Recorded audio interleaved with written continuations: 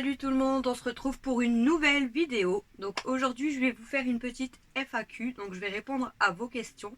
Enfin je vais répondre aux questions de Cynthia parce qu'il n'y a que Cynthia qui m'a posé des questions.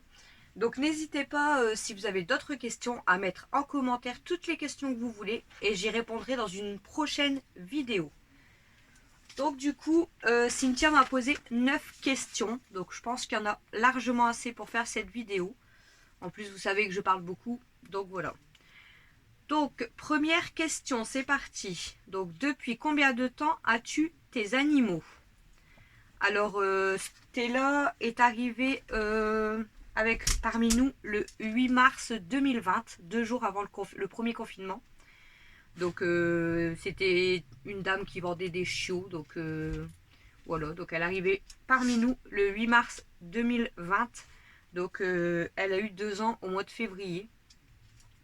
Ensuite, on a eu donc les poissons rouges et l'hamster juillet-août 2020.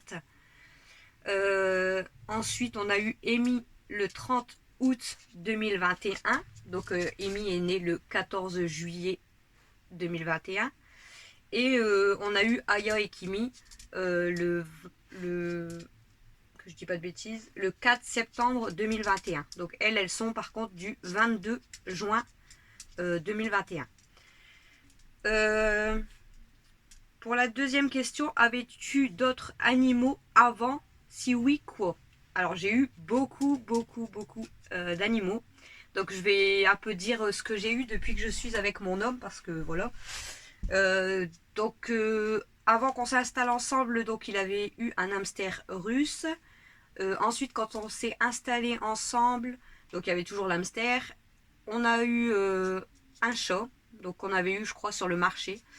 Donc Mimi, un chat comme ça, elle était vraiment très intelligente, très chiante aussi quand elle était petite, mais c'était un chat très intelligent. Euh, Ensuite, on a eu, je sais pas si je vais vous les dire dans l'ordre, hein, parce que en fait, on vivait dans une seule pièce. Et on a eu beaucoup d'animaux. Donc il y a eu Mimi.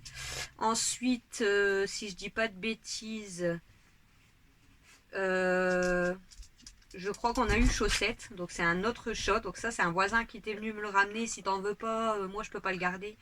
Donc je l'ai récupéré. Donc Mimi c'était une femelle et Chaussette c'était un mâle.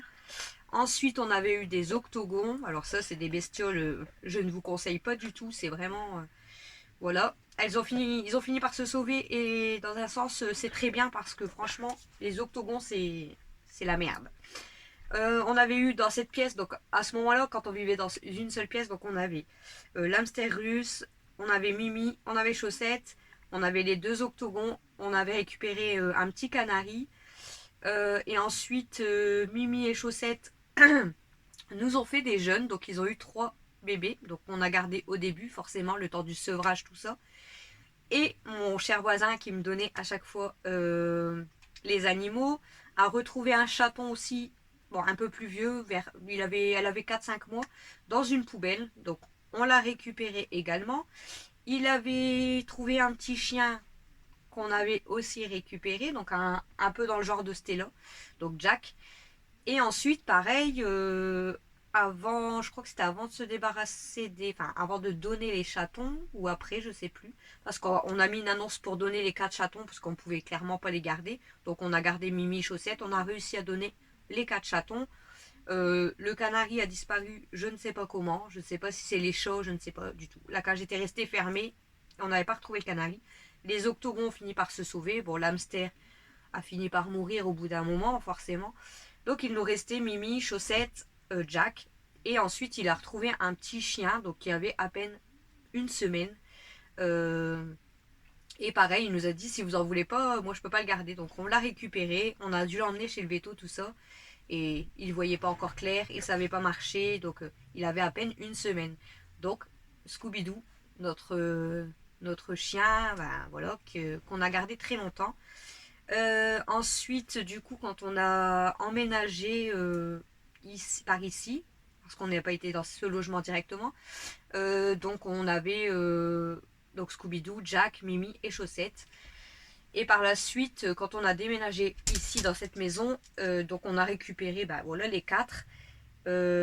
Non, les 3, parce que Chaussette, en fait, je le retrouvais plus là où j'habitais avant. Ça faisait 2-3 jours qu'il ne rentrait plus à la maison. Et donc on a ramené Mimi, Jack et Scooby-Doo. Mimi, elle, en fait, elle est restée 2 jours dans cette maison. Et en fait, quand on a ouvert la porte, elle s'est sauvée dans le jardin et on l'a plus jamais revue. Donc est-ce qu'elle a essayé de retrouver l'ancien logement? On l'a jamais retrouvée.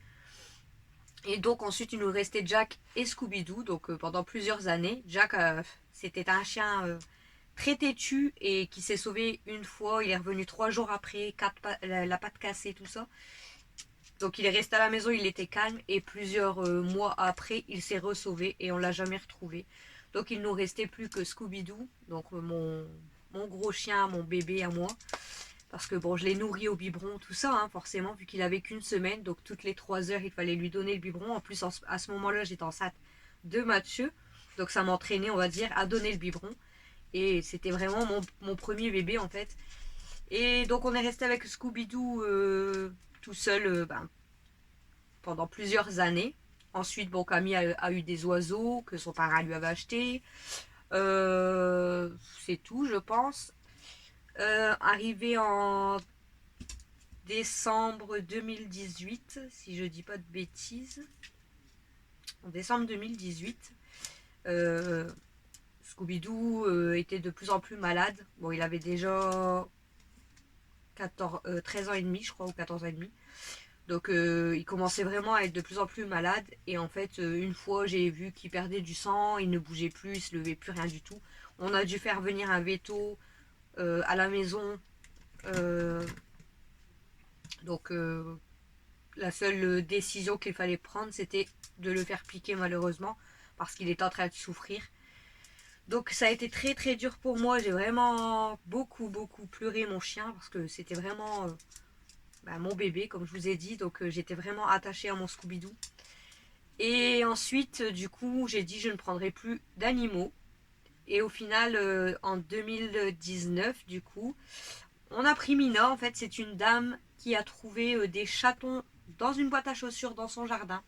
Et elle donnait ses chatons, en fait. Donc, j'ai recraqué. Enfin, mais elle voulait un chaton, tout ça. Et j'ai recraqué. J'ai dit à Christophe, on en prendrait pas un. Bon, au début, il voulait pas trop. Et tout compte fait, on a pris Mina. Donc, Mina est arrivée. Et après, par la suite, on a eu donc Stella, comme je vous ai dit, 2 jours avant le premier confinement. Et le 29 août 2021, du coup, Stella, viens là. On a dû, pareil, en fait, Mina commençait à ne plus vouloir manger. Elle ne miaulait plus, rien du tout. Elle avait que 2 ans. Du coup, je l'ai emmenée au veto d'urgence. Et en fait, elle était atteinte vraiment cancer, je pense. Mais vraiment très très atteinte. Donc la dame m'a dit, honnêtement, vous pouvez essayer de lui donner un traitement, mais ça va la faire peut-être vivre 2-3 mois et encore. Mais la seule solution, c'était pareil, pour pas la faire souffrir, de la faire piquer. Alors, j'ai encore chialé comme je ne sais quoi, parce que moi, mes animaux, comme je vous ai déjà dit, c'est très important pour moi. Et ça me fait vraiment trop mal au cœur. Donc j'avais dit que je gardais que Stella et je ne reprendrai plus personne.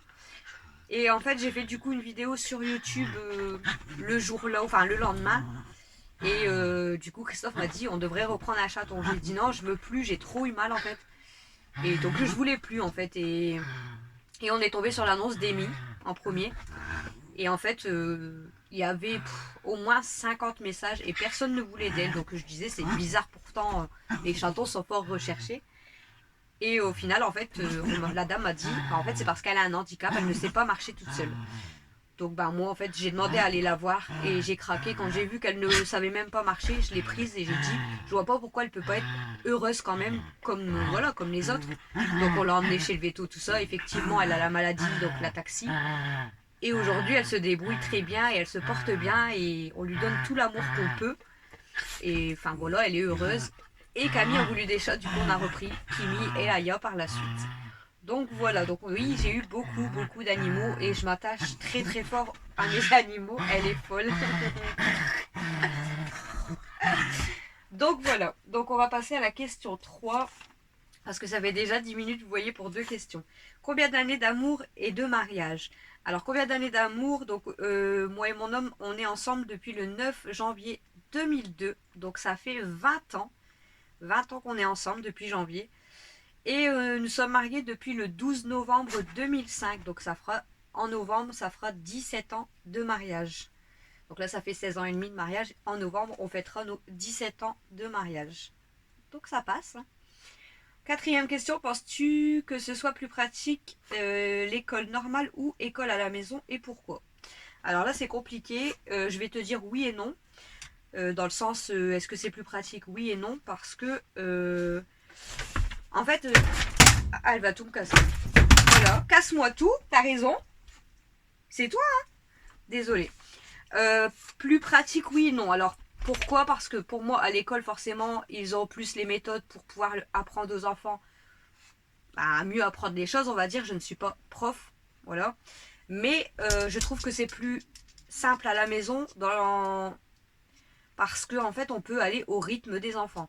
Comme là, je vois que Méliana est rentrée en CP et à l'école, c'est là rien que quand elle est rentrée, elle ne connaissait pas encore bien la fin de son alphabet, tout ça.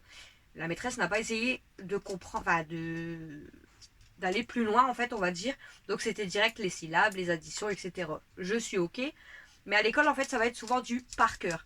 Donc là quand je me renseigne, depuis janvier en fait j'ai repris l'école à la maison, et quand je me renseigne là, donc nous sommes au mois d'avril, ce qu'ils font à l'école, donc ma fille qui est en CP normalement aurait déjà dû faire donc les additions, les soustractions, les multiplications, les poésies, les syllabes, apprendre l'heure.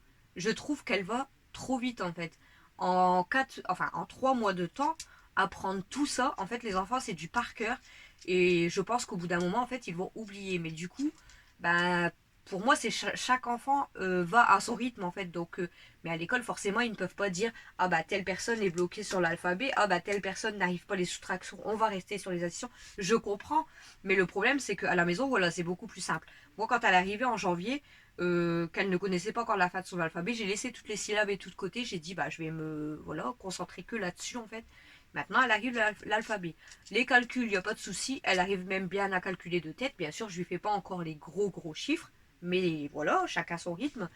Là, on commence aussi les soustractions avec Mel. Donc, je lui ai bien expliqué parce qu'il y a des fois, elle additionnait. Donc, je lui ai expliqué. Donc, quand c'est moins, il faut retirer. Quand c'est plus, il faut. Et là, elle commence vraiment à arriver aussi à faire les soustractions. Mais pour l'instant, pour moi, cette année, par exemple, je n'apprendrai pas les multiplications. Même apprendre l'heure pour l'instant. Pour moi, on a le temps en fait. Donc, je vais vraiment rester sur le fait d'apprendre à lire les syllabes, tout ça, à reconnaître bien ces lettres de l'alphabet. Et à faire les calculs, les plus, les moins, ça sera déjà bien. Après, pour Alexis, tout ça, au niveau, lui c'est CM2, au niveau de l'apprentissage, je trouve que ça va encore. Mais cette année, c'est la maîtresse de CP, je vous dis, qui veut aller pour moi trop vite. Donc il y a des inconvénients et il y a des avantages. Donc déjà les avantages, comme je vous dis, vous pouvez aller au rythme des enfants. Donc voilà, c'est beaucoup mieux parce que l'enfant ne va pas en avoir plein la tête et dire ah je dois apprendre ça par cœur, ça. Et en fait au final, il va mélanger tout. Donc voilà. Moi je sais que quand j'ai commencé l'école à la maison il y a 2 ans, donc j'avais fait redoubler mon fils son CE2. Et il ne savait même pas c'est mois de l'année. Je trouve pas ça normal qu'en CE2 on ne connaît pas ça. Parce qu'en fait, ils se sont jamais posé la question si tel élève ou tel élève ne le savait ou pas, et ils ont passé à autre chose.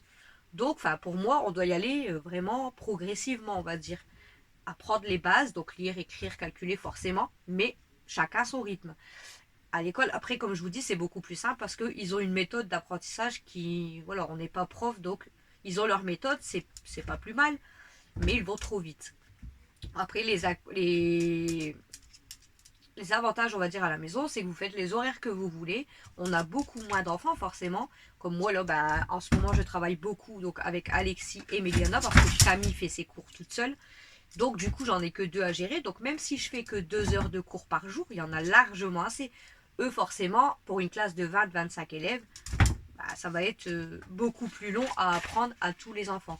Ensuite, c'est pareil. Moi, je vois que quand Méliana est retournée en CP, donc elle a repris au mois d'octobre jusqu'à fin décembre, elle a eu 2 accidents, ce qui n'est pas normal en CP. Pourquoi? Parce que elle n'ose pas demander parce que si elle demande pour aller aux toilettes pendant les cours, elle est obligée de donner une image, donc pour elle c'est comme une punition. Elle a été punie une fois au mur parce qu'elle n'a pas été aussi vite que les autres, elle n'avait pas fini sa fiche. Tout ça, je trouve pas ça normal en fait. Vous êtes à la maison, enfin vous n'êtes pas programmé pour aller faire pipi de 10h15 à 10h45 ou de 15h15 à 16h. Même nous, il y a des fois, si on a envie de faire pipi à 9h ou à 11h30 ou à 13h, enfin c'est façon de parler, je trouve pas ça normal du côté là de les punir parce qu'ils ont envie d'aller aux toilettes et qu'ils sont pas programmés pendant les récréations, ou de les punir parce qu'ils ont pas fini la fiche en classe, donc ils sont punis de récréation, ils restent au mur pour finir leur fiche. Tout ça, je trouve pas ça normal en fait. Donc moi je trouve qu'ils sont mieux à la maison. Le matin, je les laisse dormir comme je vous ai dit. Je les laisse tranquilles comme ça, moi je peux gérer ma maison. L'après-midi, même si on bosse 1 heure, 2 heures, 3 heures, il y en a largement assez. Et voilà, ils sont pas plus bêtes que les autres. Enfin, pour moi personnellement, l'école à la maison, c'est très très bien. Après, à partir de l'année prochaine, je pense qu'Alexis retournera à l'école parce que ça arrive la sixième. La sixième, c'est beaucoup plus compliqué et j'ai pas envie non plus qu'il se casse la figure. Donc pour moi, ça sera beaucoup plus simple qu'il aille au collège.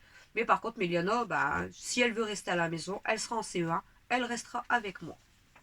Bon voilà, j'espère que j'ai répondu correctement à tes questions. Cinquième question, quelles sont tes qualités et défauts? Je crois que je vais encore passer un quart d'heure.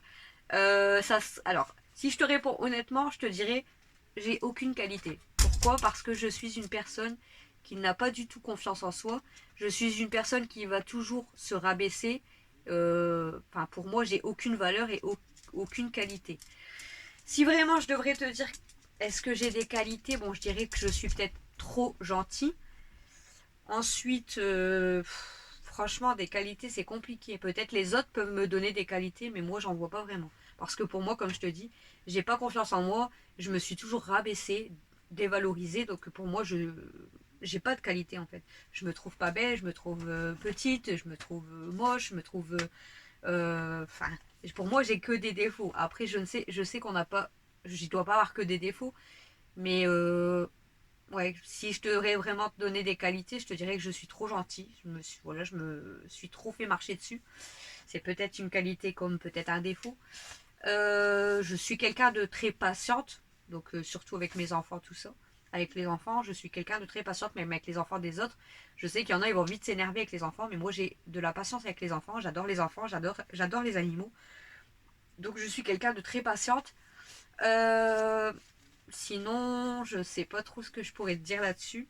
Et ce qui est de mes défauts, donc je suis plutôt râleuse, mais bon, je pense râleuse un peu comme tout le monde en fait. Voilà, on est tous un peu râleurs. Euh, je vais dire que je suis peut-être quelqu'un de. Comment dire ça? Très. Comment je pourrais dire ça? Très rancunière. Alors, je suis devenue très, très rancunière. En fait, je me suis tellement, on va dire, pris des coups dans le dos, des coups de couteau dans le dos, que je suis devenue très rancunière. Avant, j'étais pas comme ça. J'étais un peu rancunière, mais je veux dire, j'aurais vite, voilà, vite effacé, vite oublié. Mais à l'heure d'aujourd'hui, en fait, c'est stop. En fait, je me suis tellement fait, enfin, on m'a tellement blessée, j'ai tellement été, on va dire, un peu en dépression à cause des gens qui m'ont fait du mal, surtout les personnes que j'aime, en fait. Quand j'aime quelqu'un, bah, quand on te blesse, forcément, bah, moi, ça m'a apporté des petites dépressions. J'ai vraiment été très mal dans ma peau. Et du coup, bah, je suis devenue très rancunière. Euh, je n'ai confiance en personne. Quand je vous dis en personne, c'est en personne. La seule personne à qui je vais vraiment faire confiance, c'est à mon mari et à mes enfants forcément, mais sinon j'ai confiance en personne parce que j'ai toujours peur qu'on vienne me trahir en fait. Ensuite, au niveau des défauts, je vais dire avant, dans mon couple, j'étais très jalouse possessive. Heureusement, ça s'est calmé au bout de plusieurs années. Et franchement, ne soyez pas jaloux possessif parce que moi, au point où j'étais, on a vraiment, on va dire, souffert pendant plusieurs années, moi comme mon mari, parce que bah, lui, parce que je pétais toujours des câbles, il pouvait rien faire, enfin c'était horrible, et moi parce que bah, je me rendais malade en me disant mais il fait ça, il fait ça, il fait ça, et je me rendais vraiment malade. Donc j'étais très jalouse, possessive. Heureusement, je n'y suis plus, grâce à mon fils. Et je suis toujours un peu jalouse, mais je pense comme tout le monde en fait. Ça va être des petites crises de jalousie, mais vraiment très rares maintenant parce que voilà, j'ai appris à lui faire beaucoup plus confiance et c'est beaucoup mieux. Après des défauts, si tu veux, je peux t'en donner peut-être plein, mais enfin, voilà. Les principaux, on va dire, c'est que je suis un peu râleuse, je suis très rancunière maintenant. Je suis, qu'est-ce que je pourrais te dire? On me dit que je suis très curieuse. Bon, moi, je me trouve curieuse, mais pas plus qu'une autre, en fait. Oui, je suis curieuse, hein. Je vais entendre les pompiers devant chez moi, je vais aller voir, mais je pense que je suis pas la seule. Je suis pas curieuse, en fait. Il y en a, ils disent que je suis très curieuse, à la limite poser beaucoup de questions pour tout savoir et tout. Non. En fait, quand je pose des questions, déjà, et je suis désolée si c'est trop indiscret. C'était pas mon. Voilà, pour moi, c'est que c'était pas trop indiscret. Et après, si je sais beaucoup de choses ou quoi, je suis pas détective en fait. J'aurais aimé, mais je ne suis pas détective, donc je ne suis pas les gens, je mets pas de caméra, rien du tout. Tout ce que je sais, parce qu'on me dit toujours, oh, on dirait que t'es une sorcière, tu sais tout, machin. Mais tout ce que je sais, c'est que on vient me le raconter en fait. Sinon, je ne le saurais pas. Donc même en restant chez moi, en ne voyant personne, je sais beaucoup de choses. Je ne sais pas tout parce que les gens ne disent pas tout, mais je sais beaucoup de choses. Donc j'espère que ça répond à ta question. Si par contre pour toi ça ne répond pas à ta question, tu pourras me la reposer et j'essaierai peut-être plus donner de détails la prochaine fois. Sixième question, as-tu déjà pensé à te lancer dans la pâtisserie à ton compte? Non. Parce qu'en fait pour moi la pâtisserie c'est juste une passion. J'adore pâtisser, j'adore faire des gâteaux. Moi en ce moment, j'ai eu ma période en fait où j'adorais faire des gâteaux, faire voilà de tout, hein, la pâte à sucre, les gâteaux aux fruits, les gâteaux au chocolat, les décos, photos, enfin, de tout, tester des nouvelles choses, mais en faire, enfin me lancer là-dedans, non, parce que ça reste vraiment une passion et je pense que si je ferais ça tout le temps, en fait ça me saoulerait. J'ai vraiment mes périodes, là comme là c'est beaucoup moins, j'ai moins d'envie en fait. J'adore la pâtisserie, donc si je me mets dedans là à faire un gâteau, je vais être bien dedans, voilà. Mais c'est par période et ça reste une passion en fait. Septième question, les idées de repas ne sont pas trop dures à gérer avec une grande famille. Oh oui. Pourquoi oui? Parce que déjà nous, comme je vous ai déjà dit, on est 6 et sur 6 on est 3 très difficiles et 3 beaucoup moins difficiles. Donc Christophe, Camille et Alexis vont manger de tout, ils ne sont pas du tout difficiles. Bon après certaines choses qu'ils n'aiment pas aussi. Par contre moi, Mathieu et Méliana, on est très très très difficile. Et encore moi je mange beaucoup plus de choses depuis que je suis avec Christophe, mais on est très difficile, surtout Mathieu et Méliana. Donc les idées de repas, ça reste compliqué parce que par exemple, si je vais vous dire on va faire tout con une tartiflette, Méliana, Mathieu n'en mangeront pas. Moi je vais pas trop, enfin j'aime la tartiflette, mais je vais un peu trier si genre il y a trop de lardons parce que j'aime pas ça. Quand je fais les boules fromage, il y a que Christophe, Camille et Alexis qui vont en manger parce que nous on n'aime pas. Euh, Après, enfin, il y a beaucoup de repas comme ça. Si on mange une raclette, il n'y a que Méliana qui n'en mange pas, mais voilà, elle ne veut pas goûter. Enfin voilà, ça reste très compliqué parce qu'en fait, je pense pas qu'il y a un repas. Enfin, je sais même pas si c'est arrivé qu'on a fait un repas pour nous 6 réunis. Voilà. Parce que si je voudrais un repas pour les 6 réunis, il faudrait qu'il y ait des nuggets dedans ou la pizza 4 fromages à mêle. Enfin, voilà, c'est très compliqué, très très compliqué à gérer les repas. Mais après, c'est de notre faute parce qu'on est difficile aussi. 8. Si vous avez l'opportunité de partir loin, quelle serait votre destination de rêve? Alors, si un jour on pourrait partir, Christophe, les enfants, eux, sont les premiers dans la voiture à se barrer. Allez. Mais moi, honnêtement, je n'ai aucune destination de rêve. Eux non plus, hein, ils voudraient partir du nord, on va dire. Mais moi, j'ai aucune destination de rêve. Et en fait, je suis très bien dans le nord parce que je suis une personne en fait qui s'attache aux gens et aux choses. Donc c'est-à-dire comme là, je suis dans ma maison, forcément, j'aimerais un jour acheter ma maison. Je ne sais pas si un jour mon rêve se réalisera, mais on verra. Mais je sais que le jour où je quitterai cette maison, même pour ma maison, je serai heureuse. Et en fait, je serai malheureuse dans un autre sens parce que j'ai mes habitudes. Et en fait, moi, j'aime pas changer mes habitudes. Donc, je suis ici, dans le nord, dans cette maison et tout. Donc, pour moi, même si je déménage, il faut que ça reste dans le coin. J'arrive, enfin, je pense que j'aurais du mal à quitter. Si je partirais loin, je pense que ça me ferait beaucoup de mal. Après, je pense que ça serait une question d'habitude, mais officiellement, moi, je suis très bien dans le nord et j'ai pas envie de partir d'ici. Même si le temps est pourri, même si moi, je suis très bien où je suis. Malgré que j'aimerais avoir ma maison, mais bon, ça, c'est qu'un rêve, je pense que ça ne se réalisera jamais. Et pour la dernière question, où êtes-vous déjà parti en vacances et l'endroit préféré? L'endroit préféré, ça va être très vite. On est parti qu'une seule fois en vacances depuis que je suis avec mon mari. Donc on est parti en vacances en août 2017. Donc on est parti en Savoie, à Saint-Jean-d'Arves. On avait loué donc, c'était un appartement, mais c'était super beau en fait. On a passé 15 jours et je vous jure que c'était 15 jours super. Quand on est rentré, on était content de rentrer aussi à la maison. Mais on a vite déprimé en disant, mais en fait, on était bien là-bas parce qu'en fait, on a eu 15 jours de beau temps. Il y a peut-être plus qu'une soirée. Et on a eu 15 jours de beau temps. Et c'est vraiment un petit village là-bas. Et en fait, il y avait toutes les activités qu'il fallait. Donc nous, on avait notre appartement. On avait juste à descendre quelques marches, tout ça. Là, on avait la petite supérette, la boulangerie, la pizzeria. Enfin, pourtant, c'était vraiment très petit. Mais il y avait toutes les activités. On pouvait louer pour faire du tennis, pour faire de la pétanque, pour faire plein de jeux. On avait la piscine gratuite du coup pour nous, donc qui était à part, à part, qui était au niveau des magasins, pas très loin. On avait donc la piscine pour tous les appartements. Il y avait des animations, donc il y avait des marchés, il y avait des animations, donc des chasses au trésor, il y avait beaucoup de choses et honnêtement, on a passé 15 jours superbes. Même les enfants à chaque fois me disent du coup, c'est quand qu'on retourne. Et eux, pour eux, en fait, ils voudraient retourner à Saint-Jean-d'Arc parce qu'on a passé 15 jours super bien. Moi, si un jour je peux repartir en vacances, j'aimerais essayer autre chose. Mais c'est vrai qu'on a passé 15 jours. Franchement, c'était génial, ces vacances-là. Donc, les seules vacances qu'on a passées, on ne les regrette pas, c'était vraiment top. Après, y vivre là-bas, genre en Savoie, non. Parce que j'y ai habité quand j'étais plus jeune et non, c'est pas un truc qui me plaît. Mais on a bien visité, on a même été au lac d'Annecy, tout ça. Et honnêtement, on a passé 15 jours au top. Vraiment au top. C'était de très bonnes vacances. Donc, forcément, quand on parle de vacances, on parle de ces vacances-là parce que c'est les seules qu'on a fait tous les 6, depuis même que je suis avec mon mari. Mais c'était vraiment top, top, top. Mais voilà, en fait, je veux pas genre partir, me dire, admettons, cet été, si je peux partir encore un peu en vacances, enfin voilà, si on n'a pas trop les moyens ou quoi, genre partir une semaine à Berck ou quoi, non, non, non. Je préfère ne pas partir en vacances et rester chez moi, aller dans le jacuzzi et profiter du jardin, voilà, honnêtement. Si je pars en vacances, c'est vraiment pour partir au moins 15 jours et dans un lieu voilà, autre que le nord quand même, parce que même si j'aime le nord, j'ai envie de... Si je veux aller en vacances, c'est pour partir quand même du nord au moins 15 jours et pour découvrir d'autres choses, parce que j'ai pas beaucoup voyagé, voilà. Donc voilà. Donc voilà pour les 9 questions que tu m'as posées. J'espère que ça a répondu quand même à tes questions.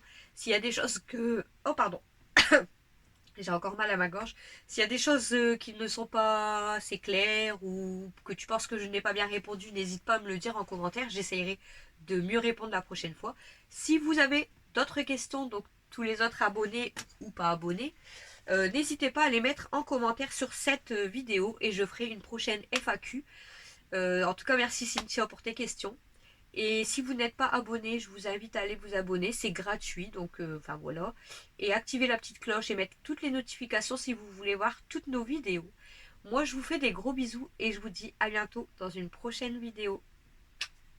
Salut!